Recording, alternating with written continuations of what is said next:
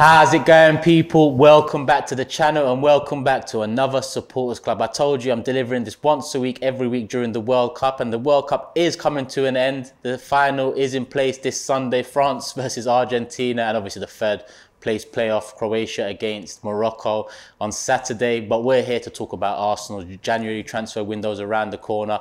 I've got a couple of the regulars in, but a couple of the regulars that I haven't seen in a little while. So big up, Dexter. What are you saying, Dexter? All good? I'm good, bro. Happy to be here, man. Happy we could finally get the link up and chop it up a little bit. Arsenal. Yeah. And man. Curtis back in the building. You was on supporters club, I think, a few weeks ago, but that's still been a little while anyway. Yeah. Glad to be here, man. Listen, the World Cup's been decent, to be fair, but I need Arsenal back, man. Do you know what I mean? It's run its course now. Yeah, I need Arsenal back, but I need Messi to lift that trophy on Sunday. Yeah, I don't mind Messi lifting it, to be fair. Yeah, I think it's fate. Just I hope he retires after that. Scores it a day. He's made enough money. He's won everything. Bring out the documentary after so we can just see how it happened. You know what I mean? The whole story. But listen, it's about Arsenal. Let's touch in on the World Cup and the Arsenal players first, because it's been a little while since we've all spoken. Dexter, talk to me, you know, looking at the World Cup over the last 3-4 weeks, looking at the players that Arsenal have had. We've only got one in the final, and that's Saliba, who hasn't really had many minutes. I think he's played half an hour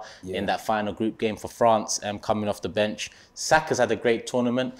Xhaka was decent up until getting knocked out. Yeah, Partey. What's your thoughts? Partey, I mean, I was really kind of just invested in the Arsenal players and how I'm always interested in our players doing well and getting international recognition, because if they're playing for a team like Arsenal, we should be having players that are, you know, on the elite stage at all times. And seeing times we've seen in years gone by where hardly any of our players are, internationals, and if they are internationals, they're not starters. Do you get what I'm saying? So it's been a while. So I've been, I was very happy to see Saka starting for England, considering the amount of competition there is in that team.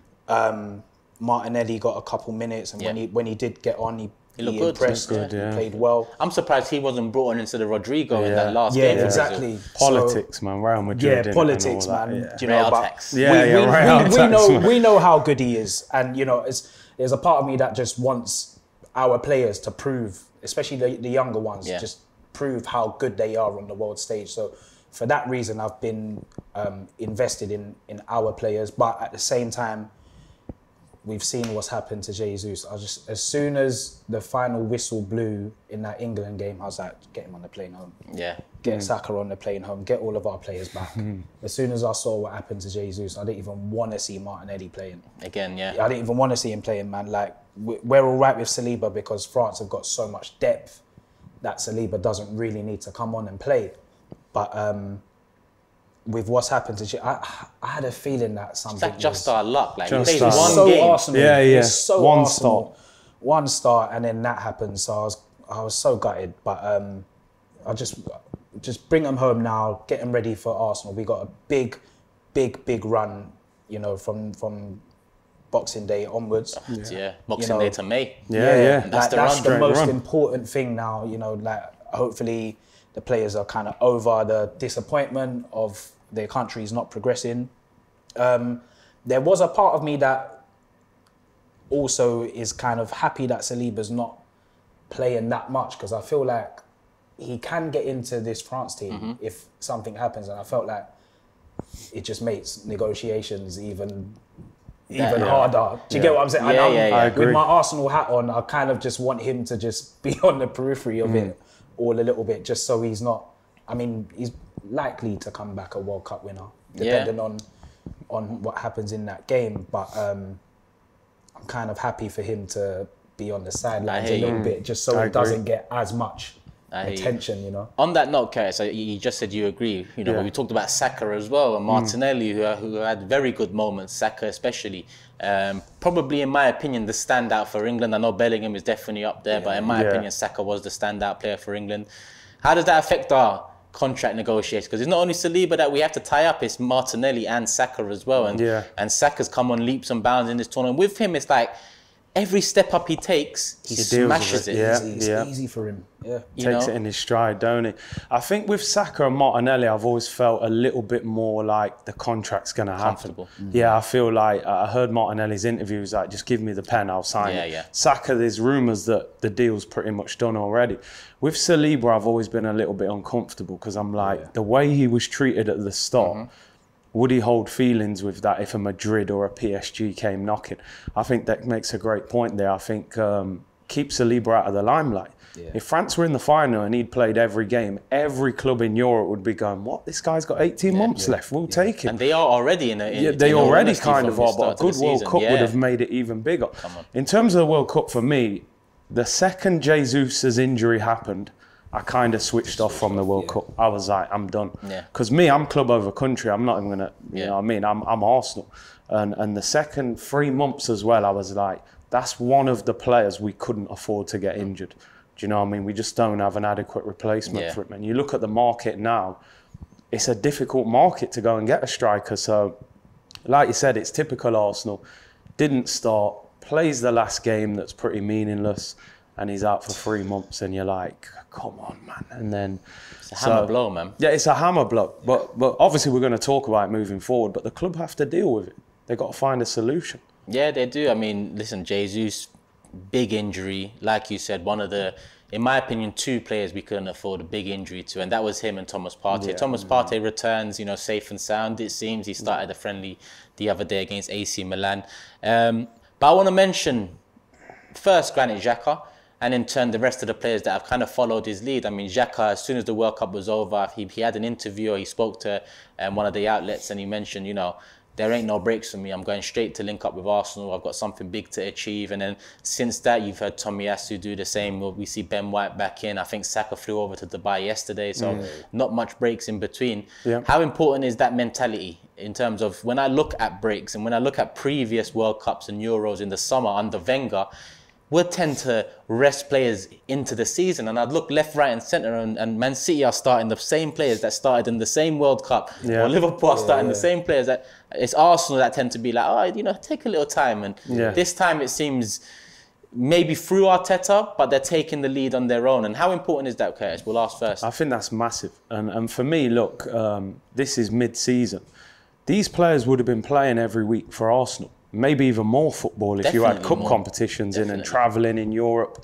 You know, Qatar, it's all in the same place, not much travelling. You know, Ghana got knocked out in the group stage, so Partey. You know, a lot of these guys, they haven't played that much football. But one thing we've always said with Granit Xhaka, and listen, we've had question marks over him for a long time, but... Who, me? You and him are best friends now. But one thing I've always rated is his mentality. You know, he has had the mentality of a winner, not really the performances of it. But the performances are kind of levelling up now as well. So I think the fact he went straight to Dubai, Arteta said in the press conference, you know, he's going to play against Juventus, didn't need a holiday, went straight back in. These players have got an opportunity to achieve something unbelievable here. None of us thought we'd be in a title race at the start of the season, and we are in a title race. So I think, you know, him taking the lead, we've always said, look, to me, he's the captain, even though he doesn't wear the armband. And I think he's showing them leadership qualities. And like you said, Turner flew over, Partey, they all seem to just say, well, if he's going to Dubai, I better go to Dubai as well. There's a common term in football nowadays, mentality monsters, and Dex. I mean, it's refreshing for me to see this mentality from the players. You know, because it's been so long since we've had that mentality. I mean, I look back at Sanchez, and when he left and Bellerin said he wanted to win too much, and that's, you know, a lot of the frustration came from the dressing room, and do you want to win? Do you want to take this club to the next level? It seems that this group of players do, and to come straight back from the World Cup, I think you both mentioned the disappointment of going out for Saka. England had high hopes, and I guess Granit Xhaka in Switzerland is a bit different. Thomas Partey with Ghana, I'm sure he would have wanted to come out the group stages with Ghana and you know, make another goal for it. But yeah, the mentality at the side, how important is that for us? Do you know what? In seasons gone by, a comment like that, I might have not taken it seriously. Maybe thought it was just a bit tongue-in-cheek. But I think because we're top of the league, we're top of the league. Yeah, 5 points clear. Do you get what I'm saying? 5 points clear. We've not been here. So for these players, they've got to be thinking. They must have been at the World Cup, like, kind of not waiting, like, excited to come home. Yeah. Because really, like, the momentum of how we've been going, if I was a player, I'd be like, all right, I'd be a little bit like, I want to represent for my country, but I kind of want to keep on going as much as possible. So I think because of the position that we're in, all of these players should be kind of excited and like really chomping at the bit to get home as soon as possible. So I'm happy like they're not taking the breaks. And like you said, in seasons gone by, it's always seemed like we've just given our players extended breaks. Yeah. I don't know why, and it, you know, because of that, we've started season slow. That's not happened this time. We're top of the league, 5 points clear.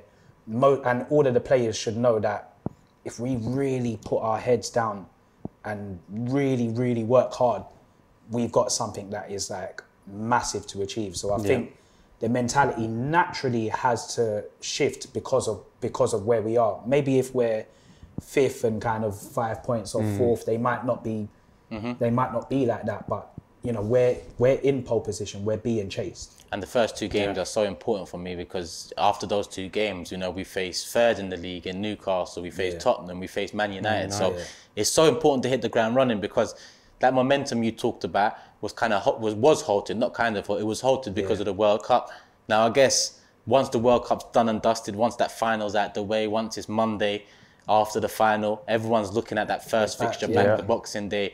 And a lot of the teams are looking at Arsenal to see whether they can pick up where they left off. And a negative result against West Ham could start the talk amongst the fans and the opposition. As a player, I'd want to get like that winning feeling as soon as possible. Straight away. First game back, let's just get a convincing win just so we can pick up where we left off. Do you know what I mean? So then players should be like, I'd want to get back to training as soon as possible if it was me. I think where as well the World Cup could have helped us. You look at players like Ramsdale, Ben White, Martinelli, hardly kicked a ball in this tournament. If I'm Martinelli, I'm thinking, get me back. I've sat here for 3 weeks watching Brazil play. I've hardly played. I'm desperate to get back to Arsenal and start the game. You know, Ben White was saying how happy he was to be back after whatever happened, and Ramsdale hasn't kicked a ball the whole tournament as well. So I think a lot of these players will be desperate. Do you expect to see them against Juventus? We already saw, you know, Ben White and Partey pretty much come straight back in. Do you expect to see Xhaka, Saka, Martinelli, Ramsdale, maybe Turner, who's had a good World Cup? He did have a good World Cup. It's our last friendly before the league starts. I know there's a 8-9 day gap between that Juventus friendly and West Ham, but do you expect to see some of them get minutes? I expect to see most of them, like getting some sort of minutes, man. Maybe not 90s if you're a player like Saka, for example, who's been playing, but everybody else, I don't really think that there's any excuse. You're not tired. Do you know what I mean? Apart from like you might be a bit jet lagged, but you're not tired. Listen, like you said, they would have definitely played more games over the last 4 weeks had it continued to be club football. Because what is it, 5-6 games, and the majority are out now. It's only Saliba left. 5-6 games over what, 3-4 weeks? At Arsenal, you're probably playing 9 games over those 3-4 weeks, and they should be craving that feeling to get back on the pitch as soon as possible, man. I think you made a great point. If we was 5th, 6th in the league, and there's question marks, you'd be like, oh, it's a bit of a cloud over the club there. You're top of the league. You should be desperate to come back and play that first game and get that feeling of the fans again.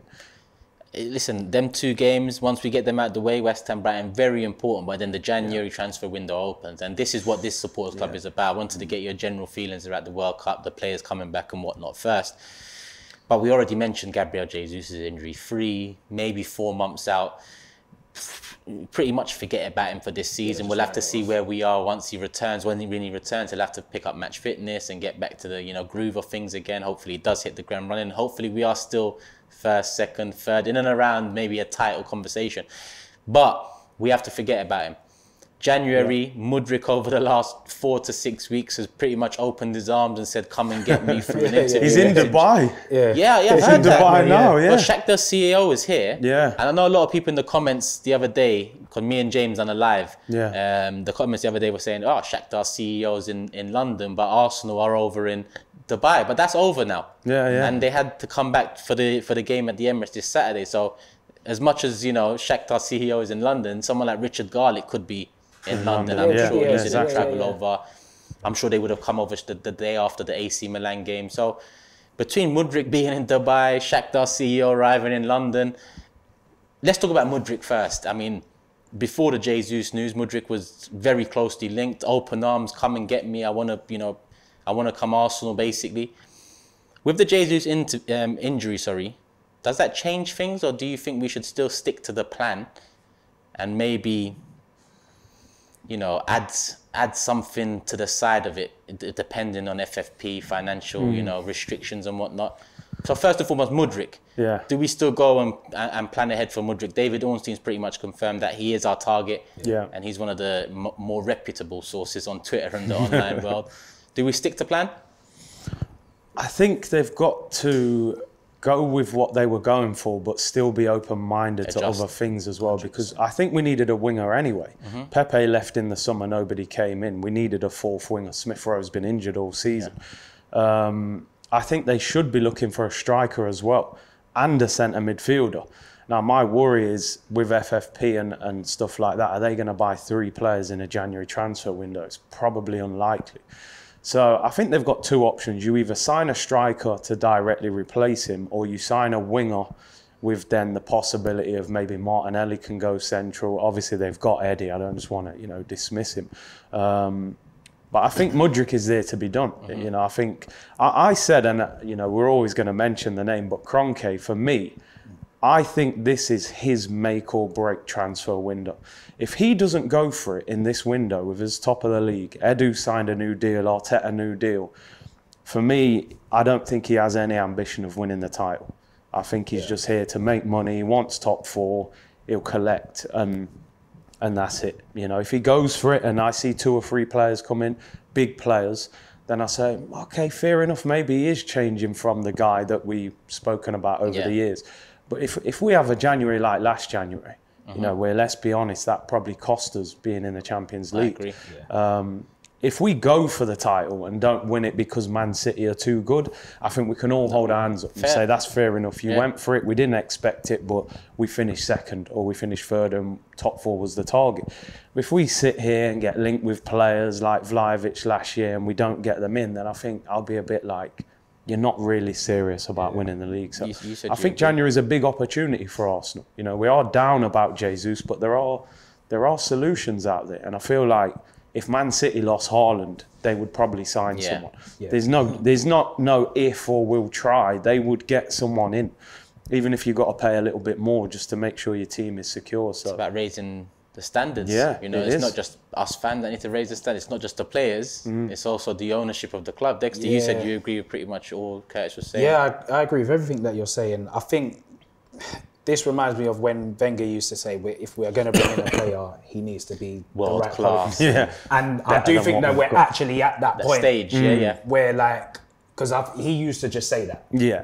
We're actually at the point now. They're bringing Shamak. Do you get what I'm saying? Or bringing a player with a broken back or something like Kallstrom. But we're actually at that point where it's crucial the type of player that we bring in, because again, Is it the final few pieces of the jigsaw, basically? We're in uncharted waters. We're in a place where we haven't been for so long.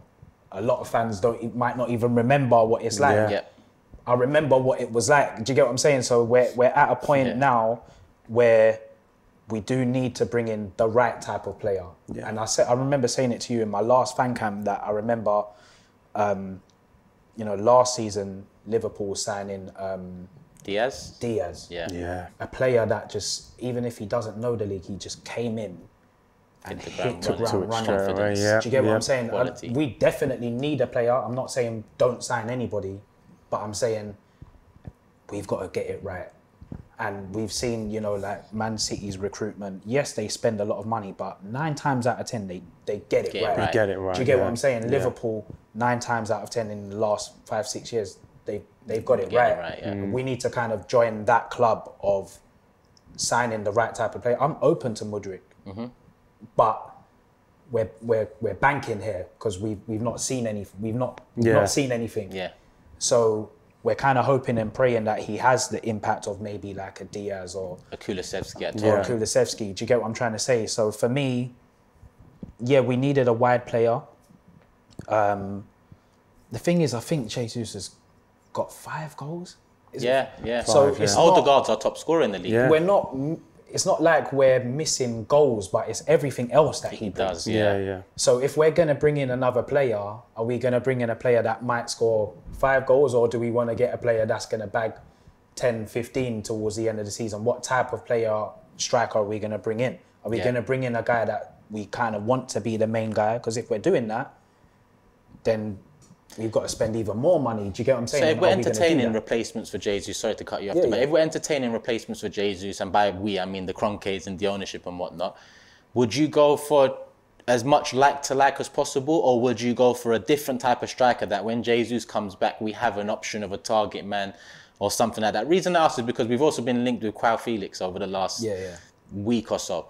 I think his situation at Atletico Madrid is up in the air. You know, he's on big wages. He came for big money. He's, you know, currently been sitting on the bench for the majority of the season, not really being utilised as the young quality player he is. He's still very young. He's 22 years of age. I think he's younger than Eddie. I think that's as like as you're going to get with Jesus from the players I know and the quality I know he can bring.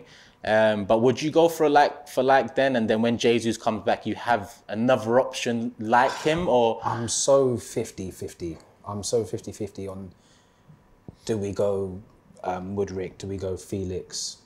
The thing is with the Mudryk thing, I think if we get him and play him out wide, I'd pray in that Martinelli does that Van Persie thing, where like he was playing out wide for long, but then something just clicked. We can see the type of player that Martinelli is, the qualities that he's got the potential to play through the middle. He is as aggressive as a Jesus. He might not be as good on the ball, but he is as aggressive. So there's that concept, but then there's obviously the concept of like a player like Felix. I've heard Vlahovic's name being mentioned again. But a Vlahovic and a Felix are two different types of players. Very different, yeah. But I'll be honest, man, I haven't really come to any sort of decision of what type of player I think that we need. Yeah. Because does Felix come and hit the ground running? We're not sure. You're not sure. Do you get what I'm saying? So you both mentioned Martinelli up front. Yeah. My only worry with Martinelli up front is back to goal. Yeah, definitely. You know, I love seeing him pick up the ball and drive. Now, when he's, you know, the lone striker, let's say, I think he's going to have to do a lot more work, you know, with his back to goal, considering the way we play is made for his inward runs, Saka's inward runs, you know, and Jesus kind of drop in to take the attention away, drag a defender, make the space. That's my only worry. And I remember February last year, we both mentioned the January last year and how disappointing it was to come out having lost Oba, and I think that was the right decision, but not having replaced him was the wrong decision. Arteta was asked about striker options behind Lacazette, behind Eddie and Nketiah, and he didn't say Martinelli. He said Emil Smith-Rowe, and I think in the Villarreal semi-final, didn't he start Smith-Rowe as a false nine in that game? Away from home, first leg. So does that tell you what Arteta wants, and he's not really budging from his idea, his philosophy? I think the danger with Martinelli is I feel like Martinelli is becoming a top quality winger. I think he's not far away from potentially being a world-class winger. When you see what he's done to like Cancelo and Trent, he's ripped these guys apart. So you are looking at him thinking, well, why would I disrupt my left winger to put him up front? It might not work. So I think maybe they should go for the striker rather than the winger. Right. And just to go back to your question there to Dex, I actually think we should go for a different striker. Different option for him, I can understand why they would look for someone like Felix, because they want to play the same way if Jesus is going to be out for a long time. But there are a lot of games where I think we need something different. We need to be able to go long or put crosses in. You've seen Giroud, a player, you know, that we had for a long time in this World Cup. His hold-up play and link-up play, we haven't got somebody who can play like that. And I also think Eddie's a little bit similar to Jesus as well. They run the channels, do you know what I mean? So I do think we need somebody different. Is Vlahovic that different? And what we have to consider, I'd want Vlahovic, but I keep getting reminded about the history between Albania and Serbia. And you've seen what's happened with Switzerland and Xhaka's celebrations over the last couple tournaments or so. I believe it's the last tournament as well. Do you think that's likely considering the history? Because I was someone that wanted Milinkovic-Savic in the summer to come in and compete with Xhaka. But when you know the history and you see the what would you call it between them? it's hard to the friction. Yeah. Is it likely that we go for someone like that to disrupt the? If he is the captain without the armband, surely that's someone that you want to be keeping happy. And I'm not too sure how happy you'd be to see a Serbian international win. Tough because then we're coming outside of football and we're going into different territory. Yeah. But at the same time, I'd like to think that when like you're all playing together for a club, that there's this kind of unity within the club that, you know, they know what it is maybe outside, and obviously like because you can't paint everyone with the same brush. No, you can't do that. Do you get what I'm saying? So I do feel like, man, if a player comes into Arsenal, he's coming into a family environment where... And you can put that aside. You can put that aside. I'd love to think that that's the case. That might not be, but as an outsider, that's what I would presume that it would be. Yeah, yeah. So bringing in a player like Vlahovic, I wouldn't see why there would be too much friction, but I can understand. But you know, going back to what type of player he is, for me, I think we've got so much quality out wide. Coming into the box, and, you know, feeding in crosses, and, you know, our fullbacks making overlapping runs, that I do think that we just need. My one thing is with Jesus is that I think he's an excellent player, but I don't think he has that the killer instinct striker. Yeah.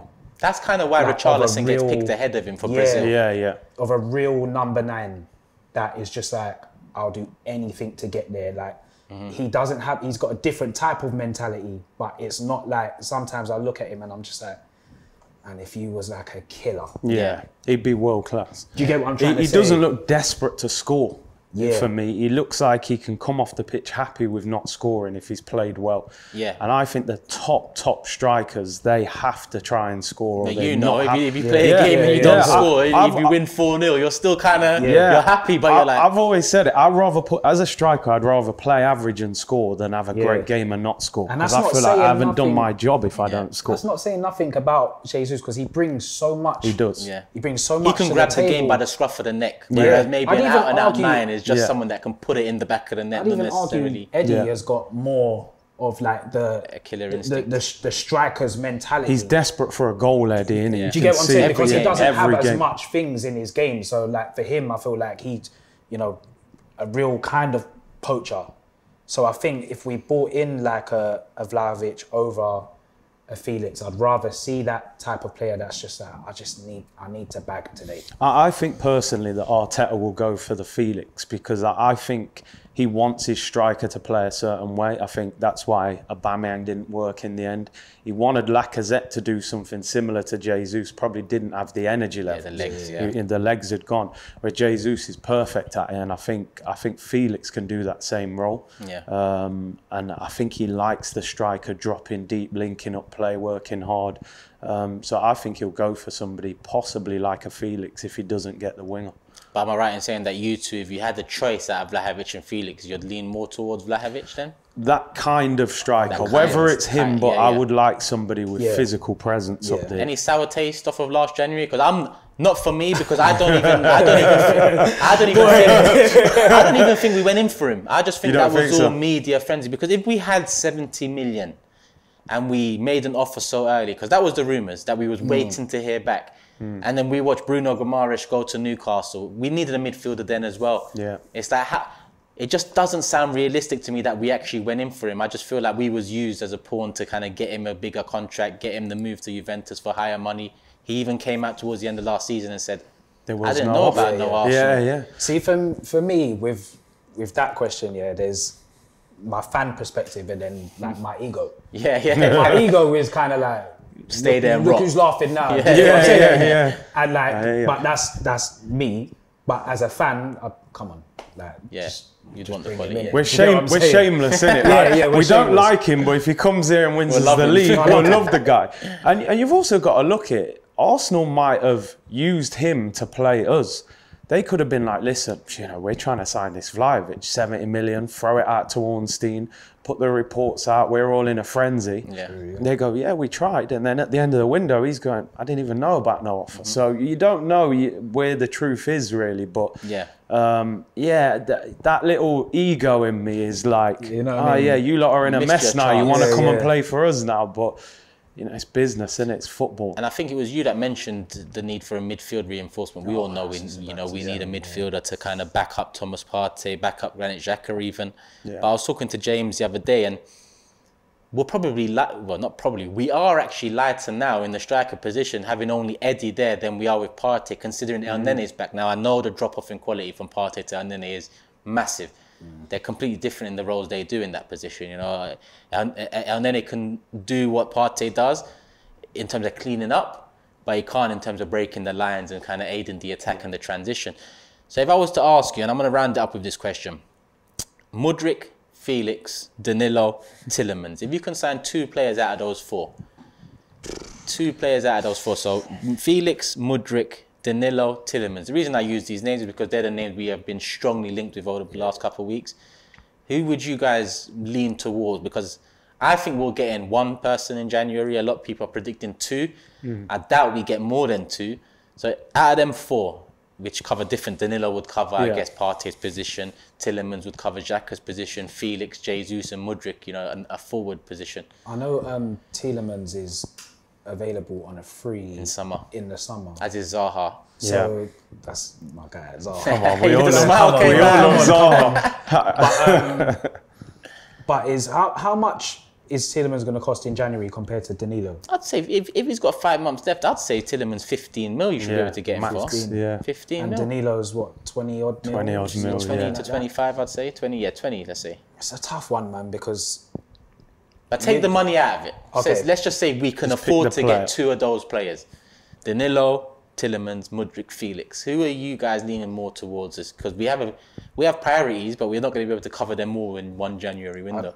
I'd go Tielemans, Felix. Tielemans and Felix. Yeah. I would go Felix over Mudryk because I think if you look at it, we've got 1 striker. Yeah. So I can't prioritise a winger over a striker and then gambling with Martinelli through the middle. Yeah. So I'd go Felix.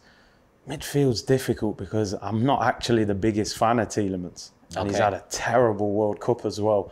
Yeah. But Danilo, I haven't seen enough of him. So I can't. So I will go for Tielemans despite what I said. That's why I would because he's Premier League proven as well. And he might actually look better in the Premier League at a better team. Yeah. I think Partey would do a lot of the dirty work and free him up to play a little bit. So you both went Tielemans, Felix, right? Yeah. Tielemans, Felix, Tielemans, Felix. Yeah. Any...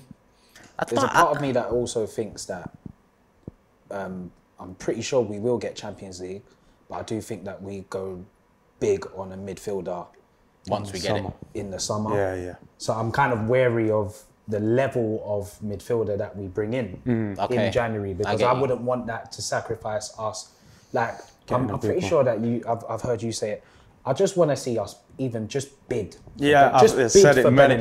Be in the race. Right. Be in the race. Just at least be in the race. I just want to see it pop up on my phone. Arsenal interested or something. So I do think that bid. And then see where we go from there. So I do think that we've got the potential to go big on a midfielder in the summer. So there's part of me that might think, maybe we just go for Danilo and then we've got the space. Yeah. Do you get what I'm saying? Because Tielemans at the moment is a better player.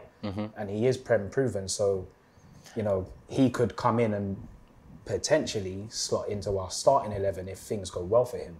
And then all of a sudden, do we not look for that midfielder that we really need? I get you, and that's why I actually go for Mudryk and Felix. Might be top heavy, but I just feel like goals in the end win you the leagues, especially at crunch time. And that's not to say defensively and being a solid unit at the back doesn't, because of course that plays a big part. You have to have a balance there, but I think that Mudryk, open arms, come and get me. The deal is there to be done. It sounds like a decent price. Go get the deal done. Felix has all of a sudden come out as an option. And what you said about Champions League football and being able to get a top quality midfielder, I feel like Felix is a top quality forward. So if the option is there to bring him in January, don't mess about. Get that loan with an obligation to buy. I've seen Tottenham do it with Kulusevski. put that fee onto the next financial year. And yes, it might have some impact in the summer, but if you get Champions League football, that kind of takes away that impact considering the money that comes in with it. So Tielemans, Felix. I thought you was asking Mudryk or Felix. No, I have all four. Just any two. I get Sorry, you. no, I have all four. Can I just say one thing though? I do think the way that Mudryk has been literally begging, I do think that opportunity comes again in the summer to get him. Do you get what I'm saying? Like, he's already said he'd rather be at Arsenal than be at Madrid. I think the problem with waiting is if he has a big season and finishes the season, all of a sudden maybe you're competing. They don't return till March. Shakhtar. Their first games back are February, Europa League. Their league starts the 4th of March. Yeah. I think Arsenal are looking at it thinking, we can get him now with no problem. Yeah. If we wait till the summer and this guy, you know what I mean, and Madrid, whoever might start looking, but then he might still want to come to Arsenal. He just seems like he wants to come to desperate. Arsenal. He's absolutely more than anywhere else. I like that though. Do you get what I'm saying? Yeah, finally. Look how long last January there was ignoring phone calls. Now this guy's flying to Dubai. He's like, yo, he's like, you still on the beach? I'm coming. Yeah, man. Hey, Zinni, talk to your wife. I'm coming on the channel. That's what I'm saying. Like, all of this stuff is telling me that he wants to, like, similar to how it came across with Vlahovic. Vlahovic seemed like he just wanted to go Juve. Yeah, regardless of whoever was coming in for him, that's where I want to go. So it does seem like that opportunity might arise. The only thing is the fee might be higher in the summer, so it might be best to get him now. But I do think that opportunity can come again. We'll see. I mean, it's a couple of weeks to the window. But listen, love for that, Curtis. Love for that, Dexter. Appreciate you guys coming on.